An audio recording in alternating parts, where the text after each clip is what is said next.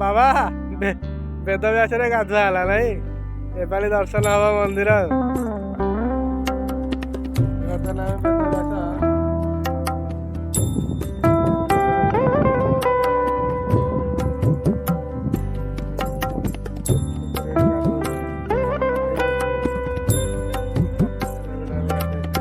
अभी तीनटा नदीर जो मिलन होमें से गाधुआ है शंख सरस्वती कोइल नदी जो मिसी आम गाधुआ से आरंभ अभी गाधुआ सारिकी भगवान पाखक जीव आम दर्शन करा चलन दर्शन करवा कौन आ गाधुआटा भी टप है कौन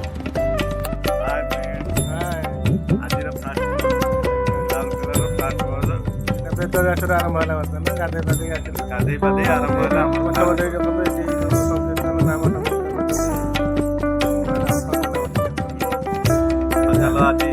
सामने बालुकेश्वर महादेव महादेव को आगे भेटिए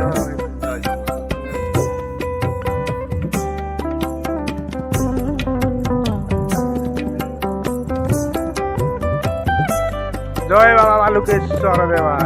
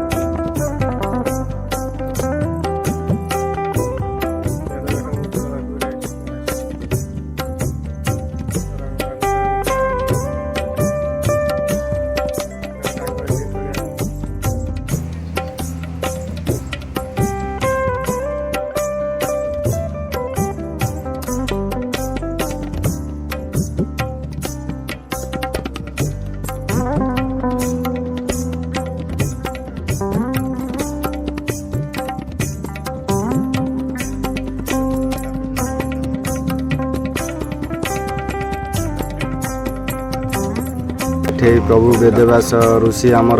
महाभारत लिखिथिले गणेश को डाकिथिले गणेश प्रभु लिखिथिले बसिकी आउ नदी कूले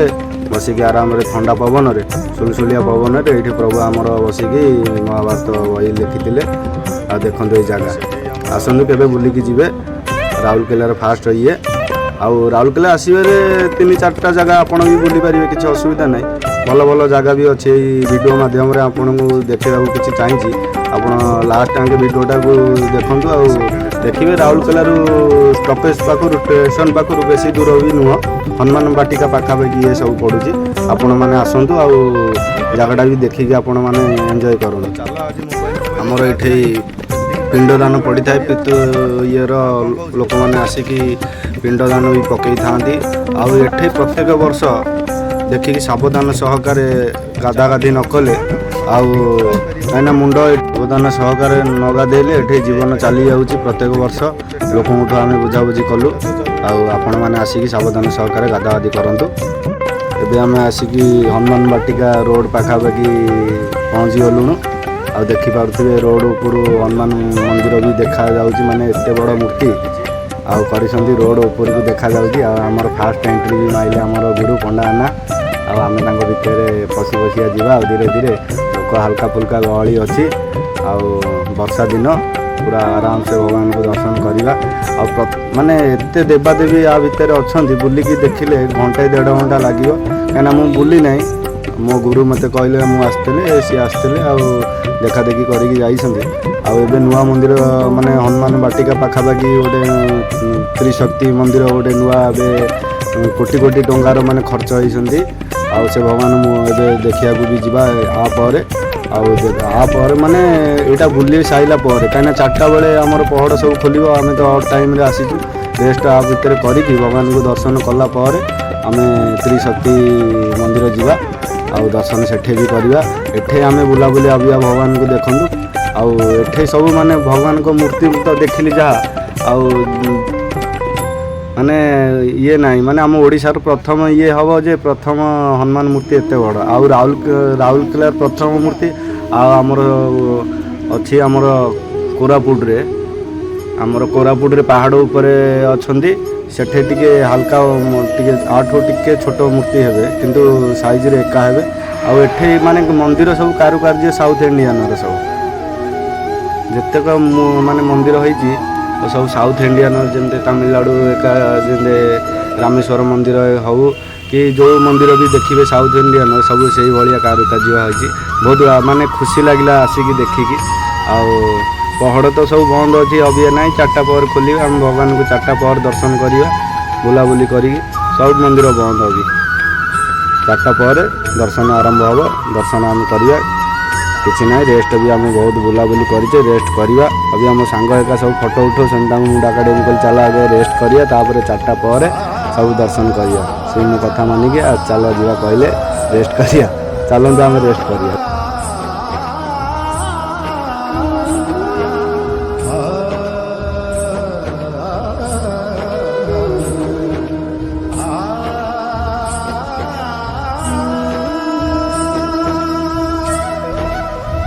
जय श्री राम।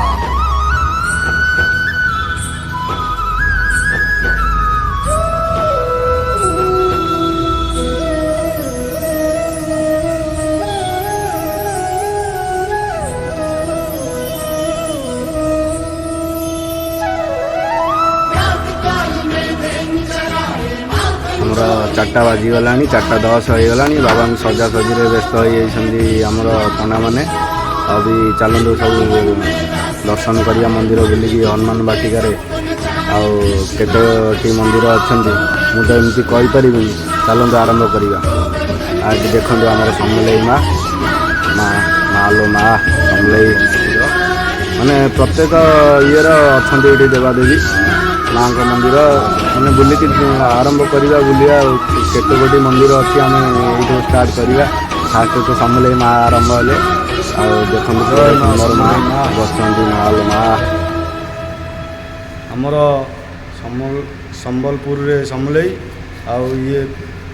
ଆମର ଏଠି ଭଗବାନ ହନୁମାନଙ୍କ ବାଟିକାରେ ସମଲେଇ ମା ସମଲେଇ ମା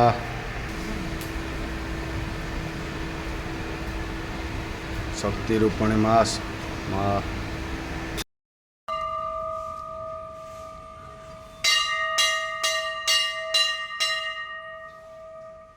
ଇଏ ଆମର କାଳୀ ମନ୍ଦିର ଦେଖନ୍ତୁ ମା କାଳୀ ମା ପଶୁରାମ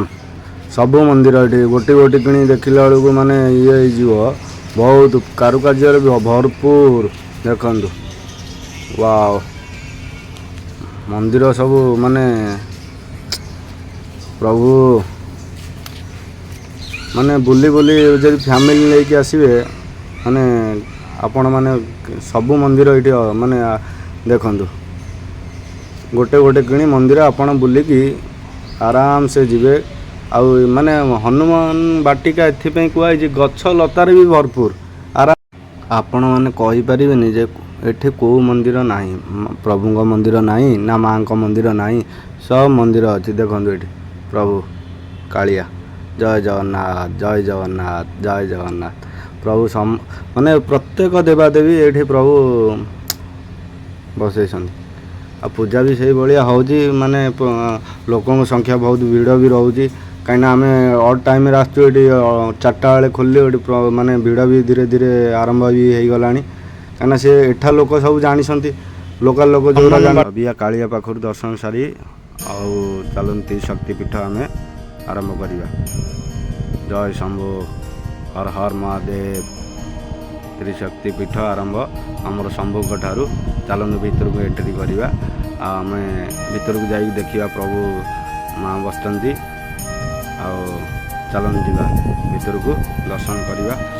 ଆଉ ଦେଖିପାରୁଥିବେ ତ ମନ୍ଦିରର କାରୁକାର୍ଯ୍ୟ କେଉଁ ଭଳିଆ ଆରମ୍ଭ ହେଇଛି ଚାଲନ୍ତୁ ଯିବା ଭିତରକୁ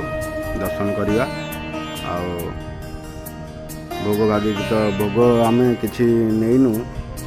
ସେମିତି ଆସିଯାଇଛୁ ନେକ୍ସଟ ଥର ଆସିବାକୁ ଯଦି ଚେଷ୍ଟା କରିବୁ ଭୋଗ ନେଇକି ଆସିବୁ। ଆମ ପଣ୍ଡାମାନେ ଆଗକୁ ବଢ଼ିଗଲେଣି।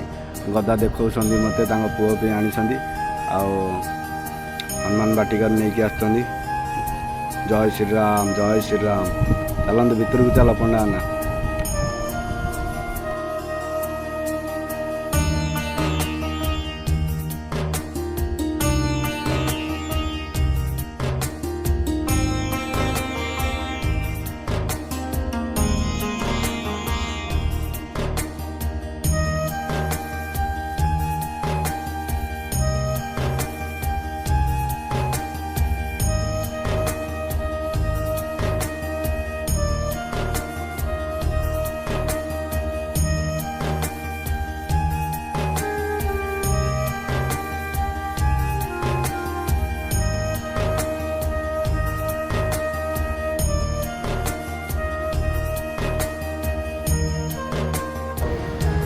ଏପଟୁ